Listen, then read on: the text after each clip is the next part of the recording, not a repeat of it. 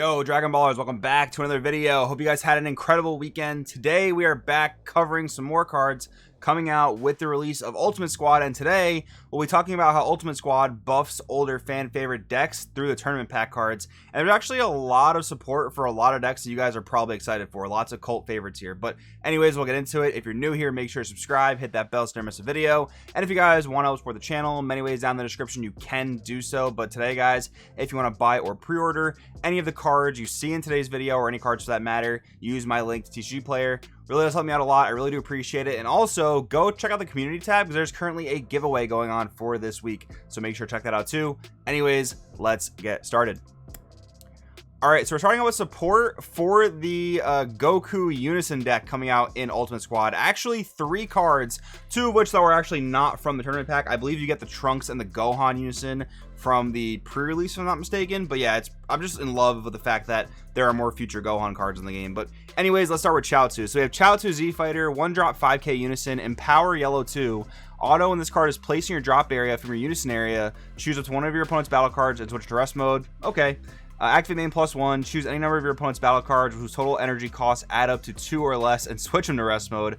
That is needlessly specific in my opinion, but I guess you can tap 2 1-drops if you really wanted to. When your opponent attacks, you may choose one of their battle cards and negate its skills, keyword skills, for the turn for a -3 auto. Alright, so before I get into the rest of the Unisons and my real opinion on Chaozu, I'm not too big on the Unison Goku deck. I mean, I think that generally, since Gogeta Xeno and King Piccolo got huge hits on the ban list, the format is theoretically going to slow down, which can only be advantageous for a deck like Yellow Unison Goku. But I mean, there's tons of other decks that benefit as well, and I think that from my testing experience, Goku has been very clunky.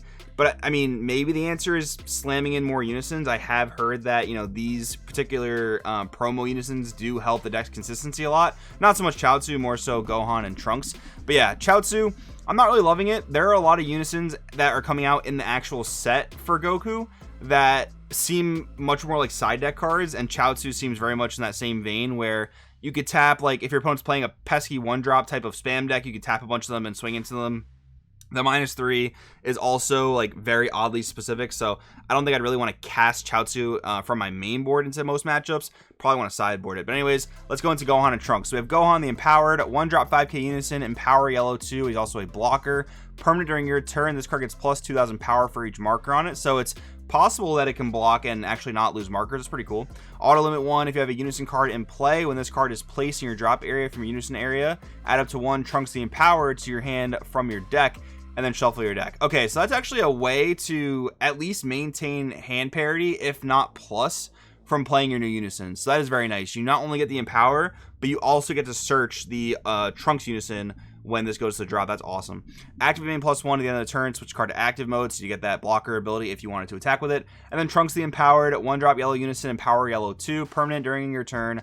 This card gets plus 2,000 power for each marker on it. And then auto limit 1, if you have a Unison card in play, when this card is placed in your drop area from Unison area, add up to 1 Gohan the Empowered to your hand from your deck, then shuffle, and then activate main, discard 1, draw 1. Okay, so admittedly, these two Unisons, because of how synergistic they are with each other and the fact that they have really good effects on their own, I do think this is a really big boost for the Unison Goku deck. I think that's actually pretty good.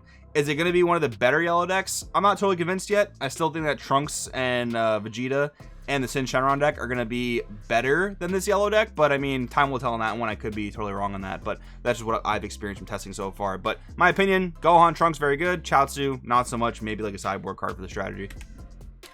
Then we have King Cold, Hail to the King. So there are a lot of people real hyped on Cooler, myself included, but let's read what this guy does. 4-drop 15k counter attack, and get the attack and play this card. Permanent for each green Unison in your Unison and drop area. Reduce energy cost of this card in your hand by 1. So very, very easy to get him to a 2 cost, which is the lowest he can get because of his specified cost. Auto, when this card's played, your opponent can't attack for the turn unless they discard 1 card from their hand each time. So very similar to the Cooler negate for the, the King Cold negate for the actual King Cold deck. Although that can be as low as a 1 cost, this has to be a minimum of 2 cost, but it punishes your opponent for attacking by discarding a card from them each time, and it actually doesn't care what they attack, whereas the actual King Cold negate for the King Cold deck, I think, only punishes them attacking your leader. So pros and cons here and there. You know, it costs more, it puts more of a floodgate out, doesn't have a discard cost, which is great. Overall, I think this will be a very good side deck card. I think there's just no reason for Cooler not to be playing like 3 to 4 copies of Dormant. So if you really need to stop the attack and then floodgate your opponent, this will be a real good card to have in your sideboard, maybe main board. But I mean, there are a lot of counterplays in the meta, especially against red and even black, where they have Super Kamehameha that can stop this thing dead in its tracks from resolving its auto. So again, maybe it's just more of a side deck card. I don't see it being much better in the greater context of the meta than Dormant Potential, but still, I mean, a good card for Cooler nonetheless. Yo, Dragon Ballers, quick break in the video to give a huge shout out to PPG, who is going above and beyond to make our organized play season the best that it can possibly be. I'm here on the PPG event management website. I'm going to link this down in the description, so all you have to do to sign up for any of these events is go down to that link. But anyways, real quick, we have MomoCon at the end of May, where there is a guaranteed case tournament for Dragon Ball Super. Next up is the Origins event, which is a huge one, guys. They have events going from Wednesday to Saturday. Practically every single day of the con, you can play a Dragon Ball Super event, among other card games. It's going to be an absolutely incredible time. Next up, after that, we have an event in Denver, which is for the Pro Play Tour organized season. Not only are you playing for an invite to the Pro Play Invitational, but you're also playing for $2,000 guaranteed. And if you want to, guys, there is also a Team War event in that same weekend, and Team War is one of the best formats to play. If you haven't played a tournament with your friends, you absolutely have to do it. And then finally, an event that I know for sure that I'll be attending is the Too Many Games convention in Philadelphia. This is actually a regional for the regular Dragon Ball Super organized play season. So again, guys, super huge shout out to PPG. Secondly, this website is so awesomely laid out. All you have to do is go to this website. All these different tabs here will take you to the events you want to sign up for. I hope to see you guys there. Let's get back into the video. Then we have 2 cards for U6 Namekian of all things. So we have Sanel, Warrior of U6, Energy Exhaust, evolve for 2 over a Sanel or a Purina. Permanent, while there are 2 or more cards under this card, it gains plus 15k power. So interestingly enough, it can be a pretty cheap 35k, I guess. Activate main once per turn, choose one of your Namekian cards and place it under this card. That's going to have to be from your battle area, even though it's not really specified on the card. The rules say if it's not specified, it's got to be battle area as far as I'm aware. Anyways, your opponent places 1 card from the hand at the bottom of their deck. So I don't really know how well blue-yellow can support Namekians on their own. I mean, this could technically be played in the yellow Piccolo deck in set 17, and it's actually kind of interesting because it gives you access to Senzu Bean, which is just a reason all in and of itself to play a blue engine in a deck like this, especially blue-yellow. The other Sanel and Purina cards will need some research to see if they're really worth playing, but I mean, so far that's kind of interesting. Purina, Warrior of U6, we have evolve for 2 over a Sanel or Purina. Permanent, while there are 2 more cards under this card, it gains plus 15,000 power. Activate main once per turn, choose one of your Namekians and place it under this card. Draw 1 card. So neither of these have great protection, but they're relatively cheap battle cards that either plus you or rip cards out of your opponent's hand, right? So I think this is a very interesting engine. I think lack of protection on these cards is going to make them very vulnerable to pretty much most counterplays. I mean, this can get hit by Videl in red decks playing 3 cost unisons. These get hit by Charismatic Villain, by God Selling Trunks. And even though it's only 2 energy, it is relatively cheap, but still, I mean, to have that entire play, which is probably going to take up your entire turn 2 or turn 3 at counterplayed, I don't know if these could be super viable, but I do think it's interesting that these do open up some blue-yellow avenues in yellow Namekian decks, pretty much the set 17 Piccolo deck. I think that's worth exploring at least. Then we have SS2 Kefla, Superpowered Hindrance. We have a 5-drop, 19k, Energy Exhaust Barrier. When this card's played, draw 1. Auto limit 1 if this card's in rest mode. When your opponent attacks your leader card, switch with one of your opponent's energy to rest mode, and then activate main for a blue and a yellow. If your leader card is blue or a Universe 6 card, play this card from your hand. Okay, I don't think I need to tell you guys, this card is an absolute powerhouse. Pretty much always a 2-drop, just a little bit unfortunate that you can't play it with generic yellow leaders, but you can play it with generic blue leaders, as well as other U6 leaders, like Yellow Kaba, for instance.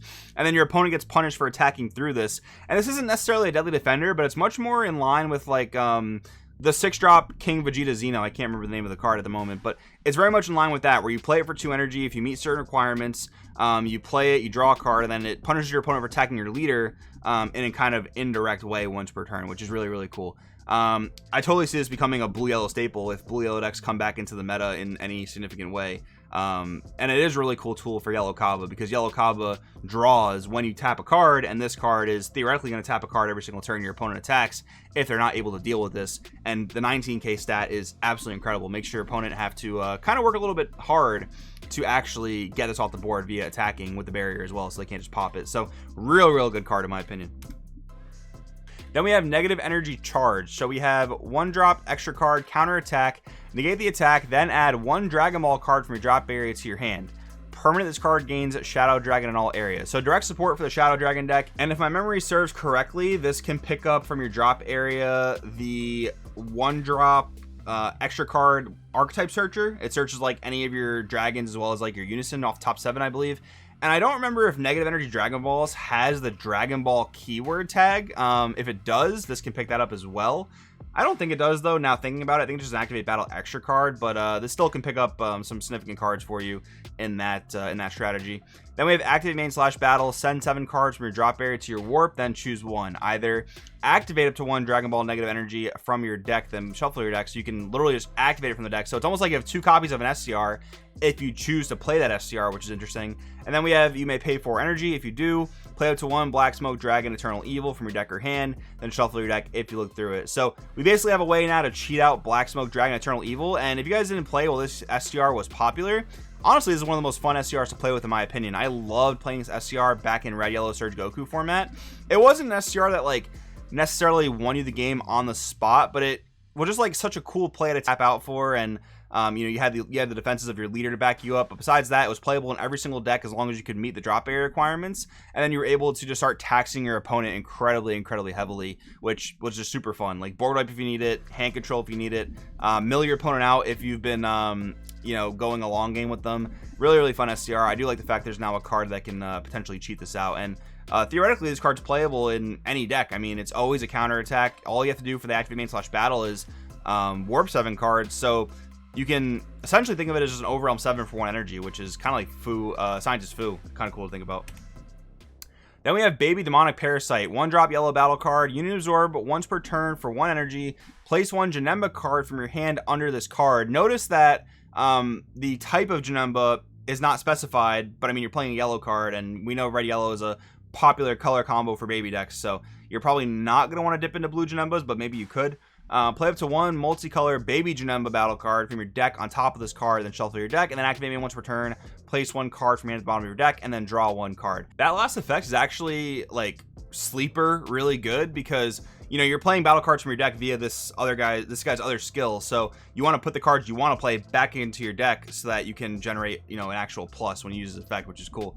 But yeah, so there are only a few red yellow baby Janembas in the game. There's the SCR, which if you were to play this card, you'd only be getting the offering, but I mean, you'd also be getting like a 2-drop 40k battle card, which is not that bad. That's going to get around at least Charismatic Villain in green and most other counterplays, which is pretty good. There's also the red yellow baby Janemba promo. When it's played, you can search top 7, add 2 offering battle cards to your hand. And there's also the tournament pack from a set or 2 ago, which is pretty much just gonna again activate offering when you play it off this guy's skill. So I mean, I guess it's an offering bot for all intents and purposes, but still a cool card nonetheless. I really like this card being a unit absorb starter that puts cards back into your deck and then replaces those cards, because again, like when you're summoning things from your deck, you want to be able to make sure those cards are in your deck and not necessarily stuck in your hand. So I think that's a pretty cool card design.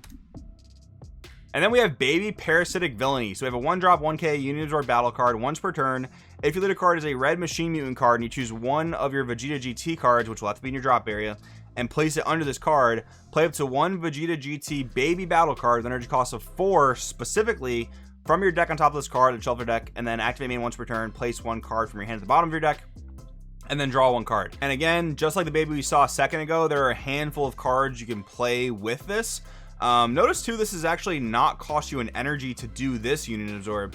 So realistically, all you gotta do is invest the energy into this baby, and then I guess depending whatever Vegeta GT you had to invest into the board, you're paying for that as well. But besides that, I implore you to go on DBS Deck Planet and check out the other Vegeta GT babies you can play. All you have to do is basically type those character names in, as well as typing in 4 cost and selecting red yellow or even mono red. You can do all that. But the one that I really wanted to point your attention to is Super Baby 2, the Malicious Tyrant, which has the auto that says, when you play this card from your hand, if your leader card is a baby card, choose all baby and brainwash cards in your battle area and leader area. They get plus 5,000 power for the duration of the turn, and then choose one of your opponent's leader cards and negate its non-keyword skills for the duration of the turn. Having a super cheap way to actually get into this card, or really any card that can negate your opponent's leader skills, can be very good depending on how the meta shapes out. Like imagine this card against Hatchiyak, playing this whole thing for like I guess 2 energy if you're depending what Vegeta GT you're playing. But investing minimal energy into this to negate your leader's effects in the sense of the Hatchiyack matchup, that's insane. That is really powerful. You can attack with all your battle cards where normally you would not be able to do that. Like, there are not too many battle cards that allow you to negate your opponent's leader skills on your own turn and, like, you know, be offensive with it.